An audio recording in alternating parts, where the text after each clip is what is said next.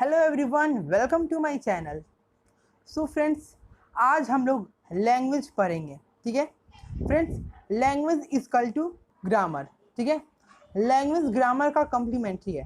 ठीक है, इसका मतलब है कि अगर आप लोग ग्रामर को सीखना चाहते हैं, ठीक है, तो इसके लिए आप लोग को लैंग्वेज को सीखना पड़ेगा। ठीक है, आप लोग को लैंग्वेज को जानना पड़ेगा सबसे पहले। ठीक है, तो लैंग्वेज क्या होता है? ठीक है, लैंग्वेज को हम सिंपल डेफिनेशन के साथ उसको डिफाइन करते हैं कि language is a process through which we explain our views, thought और आइडियाज।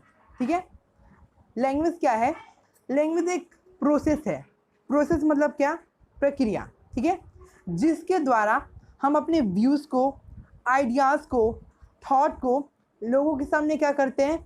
एक्सप्रेस करते हैं। अगर हमको किसी को भी कुछ बताना होता है, ठीक है, तो हम किसके थ्रू बताते हैं? लैंग्वेज के थ्रू ही ना बताते हैं। ठीक है, जैसे कि आज मैं बहुत खुश हूँ, ठीक है, तो अगर मुझे इस बात को अपने फ्रेंड के साथ शेयर करना है तो मैं क्या करूँगा? Dude, I am very happy, या bro I am very happy.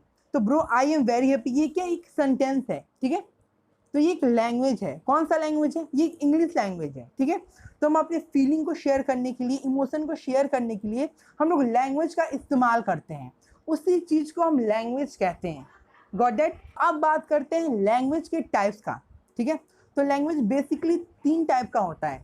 पहला ओरल लैंग्वेज, दूसरा रिटन लैंग्वेज और तीसरा साइन लैंग्वेज, जिसको हम लोग कोड लैंग्वेज भी बोल सकते हैं और सिंबॉलिक लैंग्वेज भी बोल सकते हैं। ठीक है, तो ये जो साइन लैंग्वेज है इसके बारे में हम नहीं पढ़ेंगे। ठीक है, तो साइन लैंग्वेज का मतलब क्या होता है कि जब हम किसी से इशारों में बात करते हैं, अगर हमको किसी को बोलना होता है कि तुम वहाँ जाओ, तो हम कैसे बोलते हैं? हम ऐसे इशारा करते हैं ना, आई का, तो वो समझ जाता है कि सामने वाला बोलना चाहता है कि मैं वहाँ जाऊँ।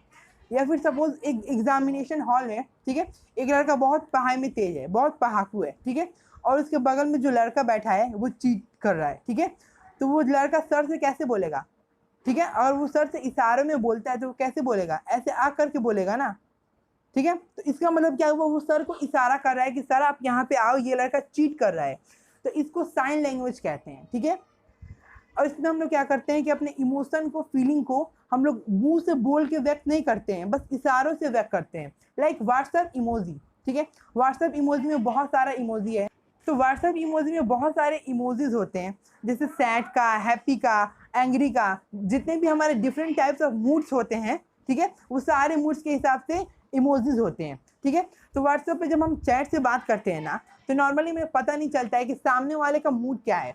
तो अगर हम लोग गुड मॉर्निंग के साथ, अगर हम लोग किसको टेक्स्ट मैसेज कर रहे हैं और हम लोग गुड मॉर्निंग के साथ हैप्पी वाला जो इमोजी है, ठीक है, जो स्माइल वाला इमोजी, अगर हम उसको सेंड करेंगे तो सामने वाले को क्या पता चलेगा? हमारा मूड पता चलेगा कि आज हम बहुत खुश हैं। ठीक है, इमोजीज हमारे मूड को बताता है, हमारे फीलिंग को बताता है। ठीक है, अगर हम लोग एंग्री वाला इमोजी सेंड करेंगे तो उसको क्या पता चलेगा? कि सामने वाला बहुत ज़्यादा गुस्सा है।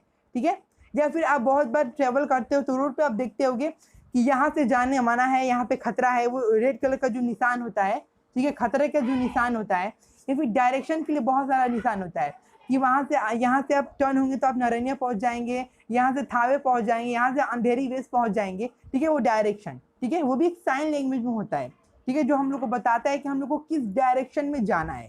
ठीक है, तो ये सब को हम लोग सिंबॉलिक लैंग्वेज या फिर साइन लैंग्वेज कहते हैं, जिसको हम लोग को ग्रामर में नहीं पढ़ना है। तो हमें बेसिकली 2 लैंग्वेज के बारे में पढ़ना है। पहला है ओरल लैंग्वेज और दूसरा है रिटन लैंग्वेज। तो सबसे पहले हम लोग जानते हैं कि व्हाट इज ओरल लैंग्वेज। ठीक है, तो डेफिनेशन से स्टार्ट करते हैं।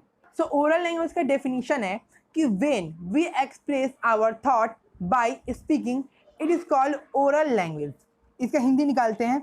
When we express our thought मतलब जब हम अपने थॉट को, ठीक है, when we express our thought by speaking, हम बोलकर व्यक्त करें, उसे हम लोग क्या ओरल लैंग्वेज कहते हैं। ठीक है, जिस तरह मैं अभी आपसे ओरल लैंग्वेज में अपने बातों को कह रहा हूँ, अभी मैं जो लैंग्वेज का आपको कॉन्सेप्ट समझा रहा हूँ, ये मैं ओरल लैंग्वेज में बता रहा हूँ आपको। और रिटन लैंग्वेज ये हो गया जो आपके स्क्रीन के सामने है। ठीक है, तो रिटन लैंग्वेज का डेफिनेशन देखते हैं कि when we express our thought on paper, it is called written language. जब हमें अपना थॉट को बताना होता है किसी को, लेकिन हम उसको ओरल बोलना, मतलब मुंह से हमें बोलने में संकोच होता है, हम सोचते हैं कि शायद वो हमारे बातों को बुरा ना मान जाए, तो हम क्या करते हैं? हम एक लेटर लिखते हैं। ठीक है, और लेटर के थ्रू उसको कोई बात बताते हैं तो उसको हम लोग क्या बोल सकते हैं, उसको हम लोग रिटन लैंग्वेज, तो उसको हम क्या बोलते हैं, उसको हम लोग रिटन लैंग्वेज कहते हैं, लिखित भाषा। ओरल लैंग्वेज को क्या कहते हैं, ओरल लैंग्वेज को हम लोग कहते हैं मुख भाषा, यानी मुंह से बोला गया। रिटन लैंग्वेज मतलब लिखा गया, ठीक है। और रिटन लैंग्वेज में ही हमारा आता है एक स्क्रिप्ट, ठीक है। ये स्क्रिप्ट और कुछ नहीं है, इसका सिंपल डेफिनेशन है कि the style of writing it is called script. मतलब हम लोग रिटन लैंग्वेज में मतलब हम लोग किस तरह लिखते हैं, ठीक है, हम लोग सेंटेंसेस को किस तरह लिखते हैं। राइटिंग मतलब यहाँ पे आपका हैंड राइटिंग नहीं होगा, यहाँ पे होगा कि आप एक वर्ड को, एक सेंटेंस को किस तरह डेवलप करते हैं उसको, जिस तरह आप राइम, फुल स्टॉप, ये जो सारे मार्क्स होते हैं, ठीक है, अल्टरनेशन, इस सब को हम बोलते हैं स्टाइल ऑफ राइटिंग, लिखने का तरीका, ठीक है। तो हम अपने लेटर को किस तरह से लिखते हैं, हम अपने एप्लीकेशन को किस तरह से लिखते हैं, उसको हम लोग एक बोलते हैं स्क्रिप्ट। जिस तरह फिल्मों में होता है ना स्क्रिप्ट, ठीक है, कोई भी डायलॉग को सही तरीके से सही ढंग में बोलना, ठीक है, उसको हम लोग क्या स्क्रिप्ट बोलते हैं, ठीक है। उस तरह ये भी यहाँ पे भी स्क्रिप्ट मतलब वही चीज़ होता है, ठीक है। तो आई होप आपको लैंग्वेज समझ में आ गया होगा, ओरल लैंग्वेज समझ में आ गया होगा और रिटन लैंग्वेज समझ में आ गया होगा। ये बहुत ज़्यादा टफ नहीं है, ठीक है, और इसमें बहुत ज़्यादा कुछ नहीं है, बेसिक सा नॉलेज है, ठीक है। क्योंकि अगर आप ग्रामर सीखना चाहते हैं, अगर आप इंग्लिश बोलना चाहते हैं, if you want to speak in English then you have to know about this concept. अगर आपको इंग्लिश बोलना है तो आपको इन सारे कॉन्सेप्ट के बारे में पता होना इज़ वेरी वेरी नेसेसरी, ठीक है।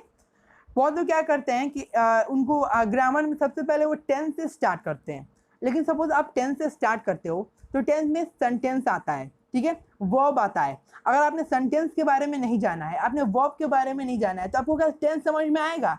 लोग शुरुआती करते हैं ग्रामर का टेंस से कि हम स्टार्ट करें, हम पहले टेंस पढ़ लेंगे फिर नरेशन पढ़ लेंगे। सबसे पहले आप जब बेसिक आपको नाउन पता नहीं रहेगा तो फिर आप टेंस कैसे बनाओगे। तो आपको नाउन होना पता होना बहुत ज़्यादा ज़रूरत है ना। आपको parts of speech, language, grammar, ये सारे चीज़ बेसिक होते हैं, इंग्लिश के बेस होते हैं। और हम घर को बनाने के लिए हम यूज़ करते हैं, सबसे पहले घर को बनाने के लिए हम बेस को मजबूत करते हैं। अगर बेस मजबूत रहेगा तो घर भी मजबूत रहेगा, ठीक है। तो हम इंग्लिश लैंग्वेज को सीखने के लिए सबसे ज़्यादा इंपॉर्टेंट होता है पार्ट्स ऑफ स्पीच, ग्रामर, इन सब पे हमारा पकड़ होना चाहिए मजबूती से, तभी हम जाके अच्छे से टेंस का कॉन्सेप्ट समझ पाएंगे। अगर हमको सेंटेंस का कॉन्सेप्ट क्लियर होगा कि सेंटेंस कितने टाइप के होते हैं, like affirmative sentence, negative sentence, interrogative sentence, interronegative sentence, ठीक है। अगर हमें सेंटेंस के बारे में मालूम नहीं रहेगा तो हम क्या टेंस के बारे में कैसे मालूम करेंगे, हम टेंस कैसे पढ़ेंगे। क्योंकि टेंस में तो अफर्मेटिव सेंटेंस भी आता है, नेगेटिव सेंटेंस भी आता है, इंट्रोगेटिव सेंटेंस भी आता है। तो हमें समझ ही में नहीं आएगा कि सारे सेंटेंस हैं क्या, क्योंकि हमने तो सेंटेंस पढ़ा ही नहीं है, हमने तो डायरेक्ट टेंस से ही शुरुआत किया है।